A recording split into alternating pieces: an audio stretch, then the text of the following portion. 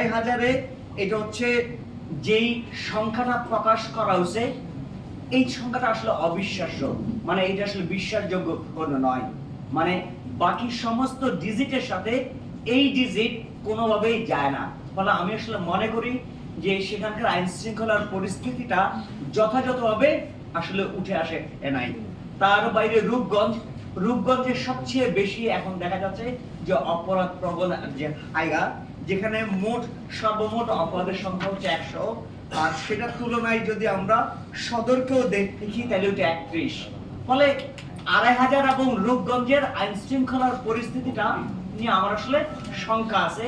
এবং আমি আসলে এখানে পুলিশ সুপার মহোদয় আছেন, তাকে আমরা ইতিপূর্বে বলেছি যে মাদক হচ্ছে সমস্ত অপরাধের মূল জায়গাটা, এবং মহল্লাগুলি থেকে কিন্তু মাদক একেবারে নির্মূল হয় নাই, এবং পলিটিক্যাল শেল্টার এখানে আছে, আইন শৃঙ্খলা বাহিনীরও এখানে একটা সম্পর্ক আছে, এইটাকে আমরা কেউ অস্বীকার করতে পারি কিনা। ফলে আপনারা যদি এইটার দিকে একটা বিশেষ মনোযোগ দেন, তাহলে আমরা মনে করি যে না, আমাদের আইন শৃঙ্খলা পরিস্থিতির উন্নতি হবে। এবং